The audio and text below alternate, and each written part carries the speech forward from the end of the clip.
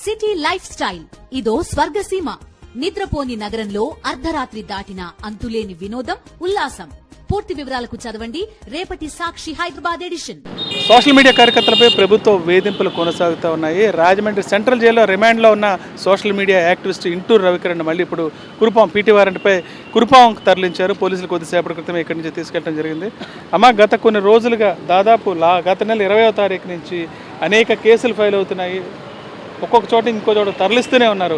ఇప్పుడు జరిగింది ఏంటి, ఏం జరుగుతుంది అసలు, ఎలా జరుగుతుంది? మొన్న సండే రోజు నైట్ ఇక్కడ సెంట్రల్ జైలుకి తీసుకొచ్చారండి. మండే రోజు కలవడానికని మనం వస్తే ఇంకా పేరు ఎంటర్ చేయలేదని సాయంత్రం 4:30 వరకు చేశారు. 4:30 తర్వాత నెక్స్ట్ డే వేసుకుందామని వస్తే మాకు 1 గంటకు రమ్మని చెప్పారు. మేము వెళ్ళేసరికి 11:30కి తీసుకెళ్ళిపోయారు, మాచర్లు తీసుకెళ్లారని చెప్పారు. మాచర్ల నుంచి మాచర్లు వెళ్ళి కనుక్కుంటే మాచర్లేమో నర్సరావుపేట కోర్టులో బెయిల్ వారంటీ ఇచ్చి మళ్ళీ రాజమండ్రి పంపించేశారన్నారు. ఈరోజు కలవడానికి వెళ్తే లోపలికి వెళ్ళామండి. కలుద్దామని వెళ్తే ఈ లోపల ఆయన వచ్చారు. మాట్లాడదామని చూసేసరికి పీటీ వారెంట్ మీద ఎవరో వచ్చారని తీసుకెళ్ళిపోయారండి. కురుపం నుంచి, విజయనగరం జిల్లా కురుపం నుంచి వచ్చారు, వాళ్ళు తీసుకెళ్ళిపోయారు. ఇంకా కర్నూలు వాళ్ళు ఉన్నారు, అక్కడ కర్నూలు వాళ్ళు ఉన్నారు. కర్నూలు డిస్టిక్ అని చెప్తున్నారు, మరి ఏ స్టేషన్ అనేది చెప్పలేదు. వాళ్ళకి రేపు సరెండర్ రేపు ఉందంట వాళ్ళకి పీపీ వారెంట్. భారీగా మీరు ఆయన కలవడానికి కూడా ఇప్పటిదాకా అవకాశం దొరకలేదా? అసలు ఏం చెప్తున్నారు? పోలీసుల దగ్గరికి వెళ్ళి కనీసం మాట్లాడడానికి అవకాశం ఏమని అడిగితే ఏం చెప్తున్నారు? వాళ్ళు అసలు దగ్గరికి కూడా రానివ్వట్లేదండి. మాకు పైనుంచి ప్రెషర్ ఉంది, మీరు అసలు దగ్గరికి రావద్దు, మమ్మల్ని ఇబ్బంది పెట్టద్దు, మా డ్యూటీ మమ్మల్ని చేయనివ్వండి అని అంటున్నారు.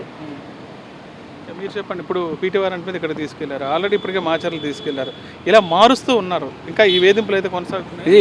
ఇది కదా చెప్తున్నాం కదా, ఈ నెల 4వ తారీఖున మొదలైనటువంటి ఈ సోషల్ మీడియా కార్యకర్తల మీద మొదలైనటువంటి పరంపర రాష్ట్ర వ్యాప్తంగా కొనసాగుతూనే ఉంది. పర్టికులర్గా ఎవరైతే ఈ రవికిరణ్ ఉన్నారో ఇతని మీద అయితే ప్రభుత్వం చాలా కక్ష కట్టినట్టు కనిపిస్తుంది. ఎందుకంటే రాజమండ్రి ప్రకాష్ నగర్లో అరెస్ట్ చేసినటువంటి టైంలో 8 క్రైమ్స్ చూపించారండి. 8 క్రైమ్ చూపించారు. కానీ ఎడిషనల్గా అది కాకుండా మళ్ళీ కొత్తగా ఈరోజు మళ్ళీ నిన్న మాచర్ల, ఈరోజు మళ్ళీ కురుపం తీసుకెళ్తున్నాం అంటున్నారు, వేరే కర్నూలు ఉన్నారని చెప్తున్నారు. డిఫరెంట్ క్రైమ్లు మళ్ళీ కొత్తగా యాడ్ చేసుకుంటూ వచ్చేస్తున్నారు. ఈ రకంగా కార్యకర్తలని మరి వాళ్ళు ప్రజలే కదా, ప్రజలు ఈ రకంగా భయబాధనం చేయడం ఎంత ప్రభుత్వానికి ఎంతవరకు సమంజసమని ఈరోజు మేము ప్రశ్నిస్తున్నాం. మొన్న జరిగిన సంఘటనకు సంబంధించి విశాఖపట్నం నుంచి ఏదైతే తీసుకొచ్చారో రాజమండ్రి ప్రకాష్ నగర్ స్టేషన్కి తీసుకురావటం, అక్కడ 111 సెక్షన్ ఐపీసీ 111 ప్రకారం అది సైబర్ ఆర్గనైజ్డ్ క్రైమ్ కింద తీసుకుని నాన్ బెయిలబుల్ కింద తీసుకుని రిమాండ్ విధించడం జరిగింది. మళ్ళీ ఇప్పుడు నేను మాచర్ల ఏ కారణంతో తీసుకెళ్లారు, అదేవిధంగా ఇప్పుడు కురుపాం దేనికి తీసుకెళ్ళారు? అదే వీళ్ళందరినీ భయభ్రాంతం చేయాలి, బాధ పెట్టాలని డిఫరెంట్ క్రైమ్లు వాళ్ళ కార్యకర్తలతో కావాలని పిటిషన్ లేని కంప్లైంట్లు పెట్టిస్తున్నారు. ఇప్పుడు కొత్తగా తయారైందంటే ఏ స్టేషన్లోని కూడా ఏ కార్యకర్త మీద నిజంగా గొప్ప విషయం ఏంటంటే పెడుతున్న కార్యకర్త కంప్లైంట్ ఎవరి మీద పెడుతున్నాడో అతను ఎవరు ఏంటి అనే కూడా పెడుతున్న వాళ్ళు కూడా తెలియదు. వాళ్ళ పార్టీ కార్యకర్తలతో పిలిపించి కంప్లైంట్ వాళ్ళు తయారు చేసి వాళ్ళ పార్టీ ఆఫీసులు తయారు చేసి సంతకాలు పెట్టించి ఇస్తున్నారు తప్ప పెట్టిన కంప్లైంట్ ఏంటికి అతను ఎవరో ఏ ఊరోడో ఎక్కడ ఎందుకు వచ్చాడు. ఎఫ్ఐఆర్ కాపీలు కూడా బాధితులకు ఇచ్చే పరిస్థితి. ఈ ఎఫ్ఐఆర్ కాపీలు కదా, అట్లీస్ట్ అడ్వకేట్స్గా మమ్మల్ని కూడా అట్లీస్ట్ మేము రిక్వెస్ట్ చేసినా కూడా ఎఫ్ఐఆర్ కాపీలు బయటకు రాకుండా వాళ్ళు మేనేజ్ చేస్తున్నారు. రిమైండ్ రిపోర్ట్లు కూడా జస్ట్ ఒక మామూలు జనరల్గా రిమైండ్ రిపోర్ట్ 1 hour బిఫోర్ ఇస్తారు. రిమైండ్ రిపోర్ట్స్ కూడా ఇవ్వడానికి కూడా సంసిస్తున్నారు వాళ్ళంతా కూడా. వాళ్ళు ఒకటి అంటే పోలీస్ డిపార్ట్మెంట్ చెప్తుంది, సార్ మమ్మల్ని ఇబ్బంది పెట్టద్దు, మా మీద ప్రభుత్వం నుంచి మాకు చాలా ప్రెజర్ ఉంది, మమ్మల్ని అర్థం చేసుకోమని చెప్తున్నారు. ఎలా చూడదు సార్ ఇటువంటి మొత్తం వ్యవహారాన్ని? ఈ రకంగా కనీసం ఎఫ్ఐఆర్ కాపీలు కూడా బాధిత కుటుంబ సభ్యులు కూడా అందజేయాలి, ఎక్కడ తీసుకెళ్తున్నారు కూడా తెలియని పరిస్థితి. గత 5వ తారీఖు నుంచి ఈ ప్రక్రియ కొనసాగుతుందండి. మొట్టమొదటిగా రవికిరణ్ గుడివాడ పోలీసు అరెస్ట్ చేశారు. ఇచ్చేసి వైజాగ్ వెళ్ళి వాళ్ళ ఇంటికి వెళ్ళి భయభ్రాంతం చేసి అతను అర్ధరాత్రి తీసుకొచ్చారు. గుడివాడ వచ్చాక మేము పోలీసు వారిని సంప్రదించి మరి 41 ఇచ్చి పంపించారు. పంపించాక మళ్ళీ వాళ్ళు ఎందుకు ఇంత తొందరగా పంపించాము అని మళ్ళీ ఇంకా కేసు పెట్టాలని చెప్పేసి బిఎన్ఎస్ యాక్ట్ కింద తిరుడు అనేది ఇంకొక కేసు కట్టాడు. ఆ రోజు నుంచి మళ్ళీ అరెస్ట్ చేయడం జరిగింది. బెయిల్ వేసాం కూడా వర్క్ ఇన్ ప్రోగ్రెస్లో ఉంది.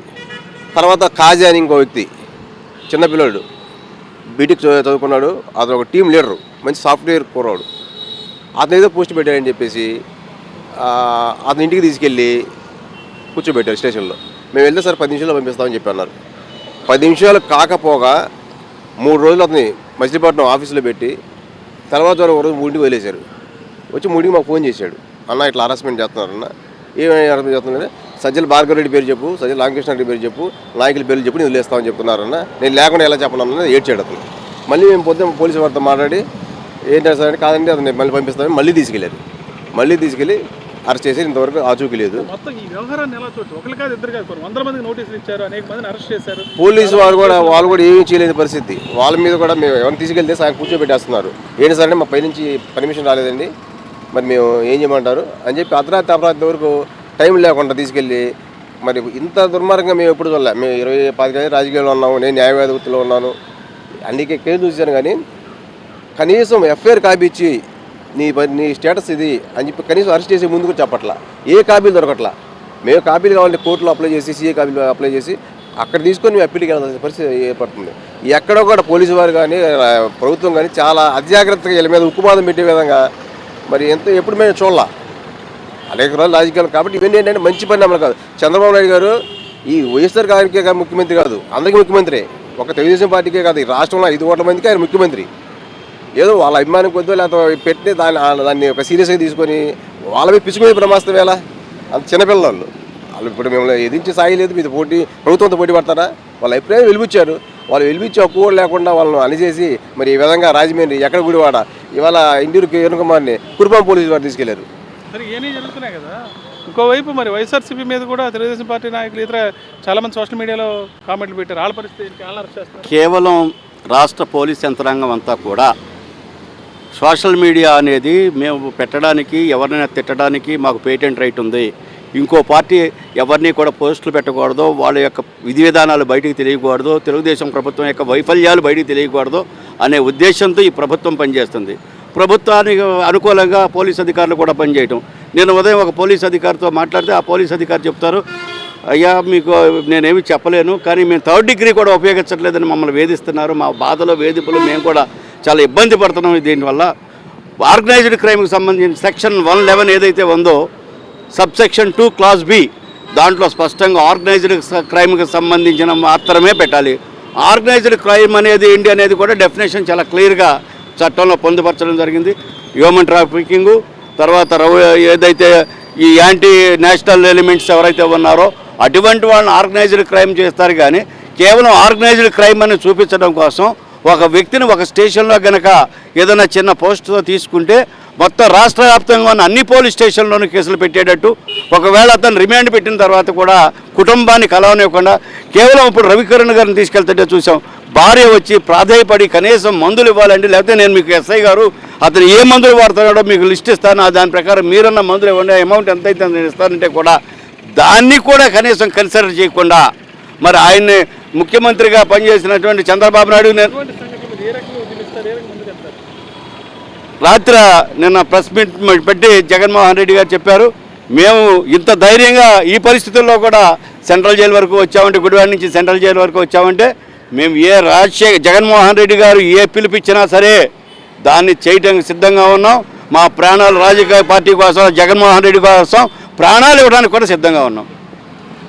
సోషల్ మీడియా యాక్టివిస్టులపై ప్రభుత్వం వ్యవహరిస్తున్న తీరును అందరూ తప్పుపడుతున్నారు. ముఖ్యంగా బాధిత కుటుంబం ఏదైతే ఉందో బాధిత కుటుంబానికి కనీసం సమాచారం ఇవ్వకుండా ఎవరైతే పోలీస్ కస్టడీలో ఉన్నారో వాళ్ళకి ఇవ్వాల్సిన కనీసం వాడుకోవాల్సిన మందులు కూడా వాడుకోవడానికి అవకాశం ఇవ్వకుండా చేస్తున్నారని తీవ్ర ఆవేదన వ్యక్తం చేస్తున్నారు. ప్రభుత్వం ఈ రకంగా వ్యవహరించడం సరికాదంటున్నారు. ఏది ఏమైనా సరే ఈ కార్యకర్తలందరికీ వైఎస్ఆర్సీపీ తరపున తమ అండగా ఉంటామని చెప్తున్నారు.